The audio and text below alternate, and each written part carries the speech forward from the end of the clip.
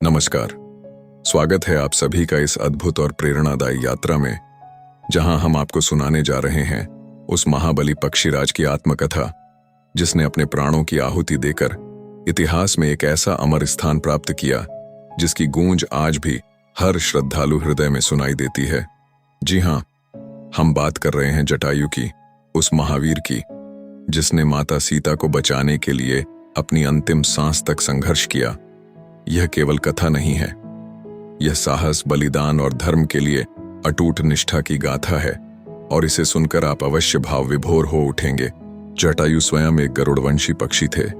उनका शरीर विशाल और पंख अत्यंत शक्तिशाली, किंतु वे वृद्धावस्था में थे।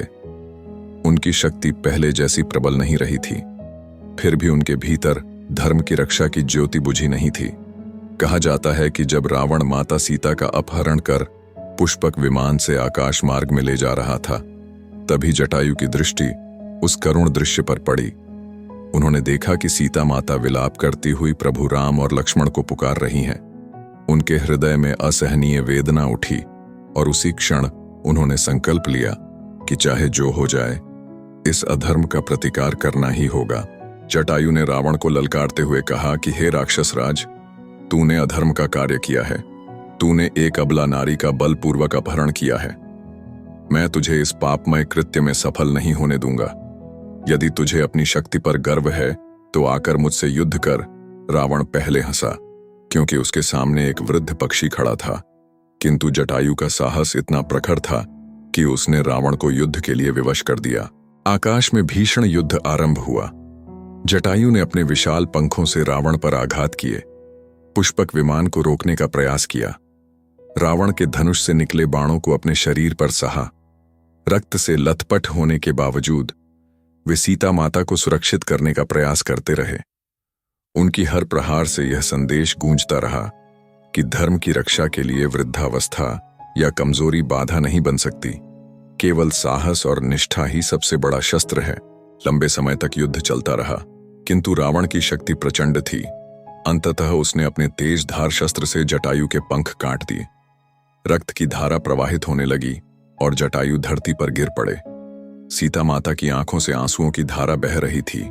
उन्होंने जटायु से कहा, हे महावीर, आपका यह बलिदान व्यर्थ नहीं जाएगा। प्रभु राम अवश्य आएंगे और अधर्म का अंत करेंगे। धरती पर गिरते हुए जटायु की आंखों में पीड़ा नहीं, बल्कि संतोष था कि उन्होंने धर्म की रक्षा में अपना योगदान दिया। जब भगवान श्री राम सीता की खोज में उस मार्ग से गुजरे और जटायु को मृत्यु शैया पर देखा तो उनके हृदय में करुणा उमड़ पड़ी। उन्होंने जटायु को गोद में उठाया, उनके मस्तक पर हाथ रखा और कहा, पक्षीराज, आप मेरे लिए पिता के समान हैं। आपने जो बलिदान दिया है वह युगों युगों तक स्मरण किया जाएगा।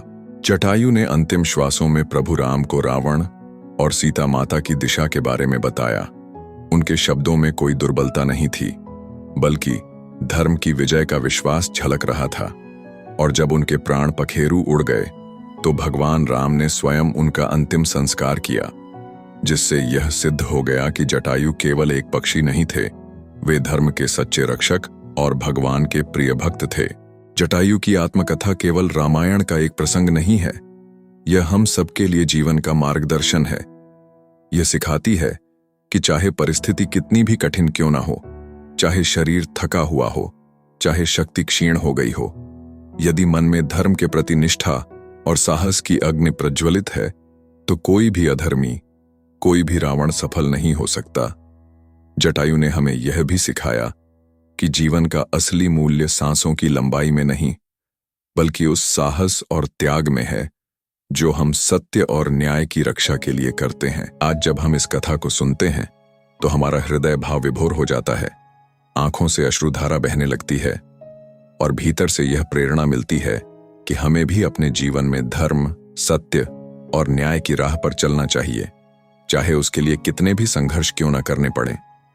जटायु की आत्मकथा यह संदेश देती है कि अधर्म कितना भी शक्तिशाली क्यों न दिखे, अंततः सत्य की ही विजय होती है।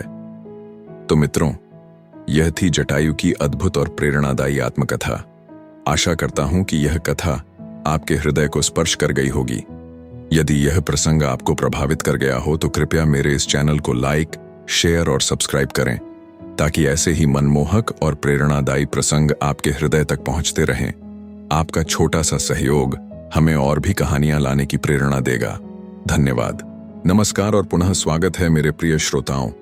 आपने अभी तक सुना जटायु की वह करुण और प्रेरणादायी कथा, जिसमें उन्होंने अपने प्राणों की आहुति देकर धर्म की रक्षा का प्रयास किया और माता सीता को बचाने के लिए मृत्यु तक संघर्ष किया।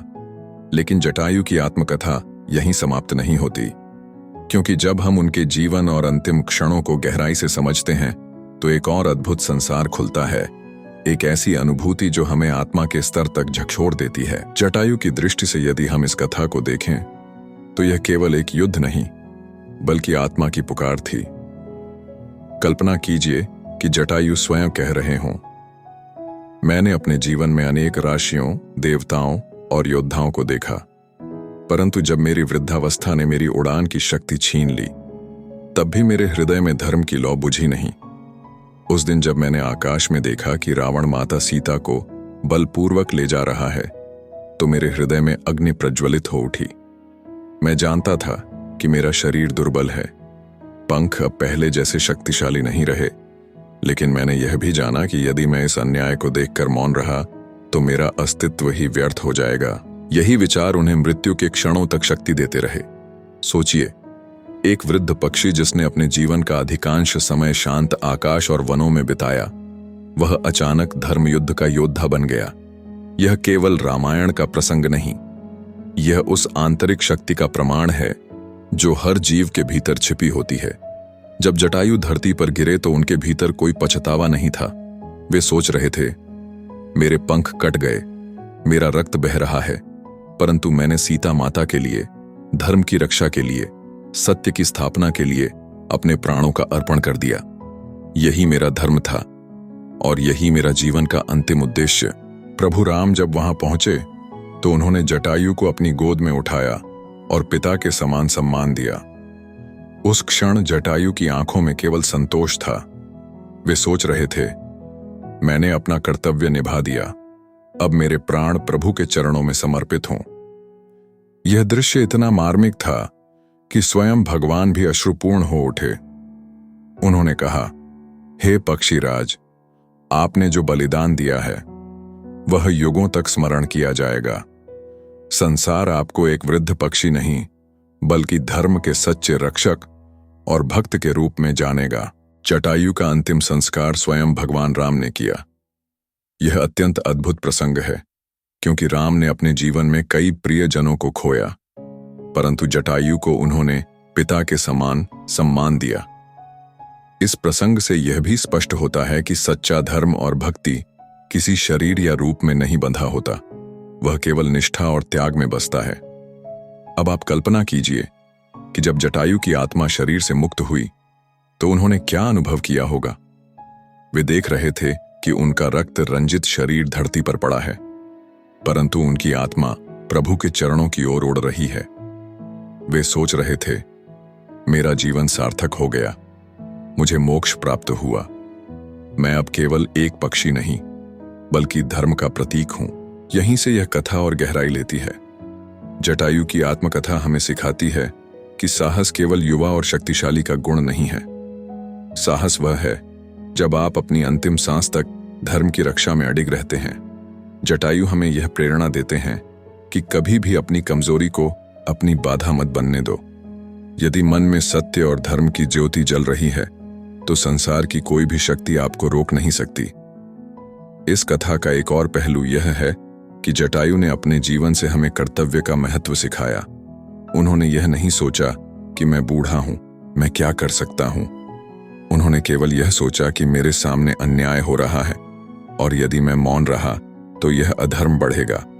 यही भावना हमें अपने जीवन में भी अपनानी चाहिए।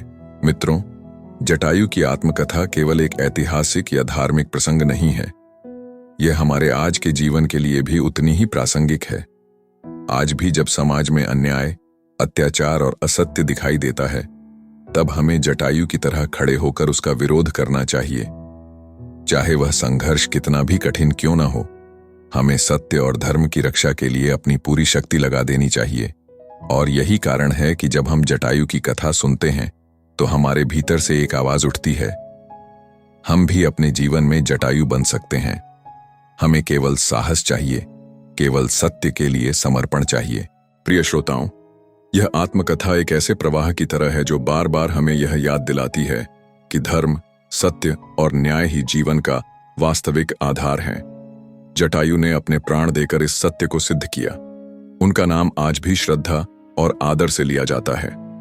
तो मित्रों, यदि यह कथा आपके हृदय को छू गई हो, यदि इसने आपके भीतर साहस की ज्योति प्रज्वलित की हो, तो कृपया मेरे इस चैनल को लाइक करें, शेयर करें और सब्सक्राइब करें। आपका यह छोटा सा सहयोग हमें प्रेरणा देगा कि हम और भी ऐसी अद्भुत और मनमोहक कथाएं आपके हृदय तक पहुंचा सकें। धन्यवाद आप सभी का इस भावनापूर्ण यात्रा में सहभागी बनने के लिए।